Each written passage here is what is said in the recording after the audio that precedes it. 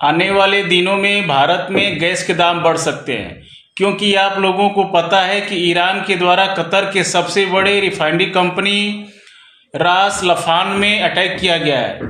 रास लफान वो स्थान है जहां पे सबसे ज़्यादा एलएनजी बनाया जाता है और भारत का 47% एलएनजी गैस वहीं से आता है। एलएनजी का मतलब होता है लिक्विफाइड नेचुरल गैस। हालांकि एलएनजी पे खाना तो नहीं बन सकता है, लेकिन एलएनजी के माध्यम से ही किसी भी देश के सारे कंपनी, कल कारखाने और ट्रांसपोर्ट उस पर डिपेंड होते हैं।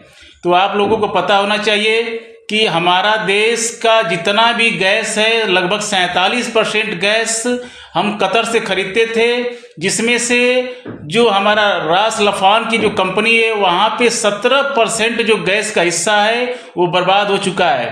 तो इसका असर जाहिर सी बात है कि पूरे वर्ल्ड पे पड़ेगा, तो इसका असर भारत पे भी पड़ेगा।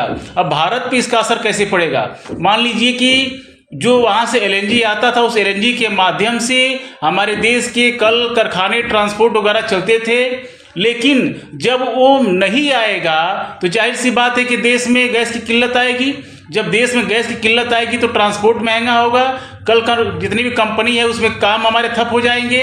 तो जब ट्रांसपोर्ट महंगा होगा तो उसके बाद से जितने भी खाद्य पदार्थ वो भी महंगे हो जाएंगे। मान लीजिए कि जो भी सामान हमारा दिल्ली, मुंबई, कोलकाता, चाहे जितने भी बड़े महानगरों से आते हैं, जो 10 रुपये का आ रहा था, जब महंगाई बढ़ जाएगी, जब गैस के दाम बढ़ जाएंगे, जब तेल के दाम बढ़ जाएंगे, तब वो कितना हो जाएगा? 20 रुपया हो जाएगा। तो इसका सीधा असर किस पे देखने को मिलेगा? पब्लिक पे देखने को मिलेगा। इससे अनुमान लगाया जा रहा है कि आने वाले दिनों में गैस के दाम बढ़ सकते हैं और गैस के दाम बढ़ने के कारण महंगाई भी बढ़ सकती है। आप लोग देख रहे हैं कि जितने भी गैस, ऑयल, रिफाइनरी, ये जितने भी शेयर मार्केट थे सब कल के गिर चुके हैं। कल के समझिए कि लाखों करोड़ों की संख्या में कल शेयर मार्केट में घाटा हुआ है।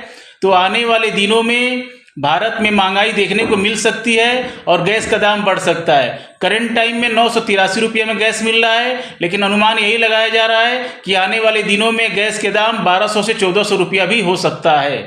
ठीक है, धन्यवाद।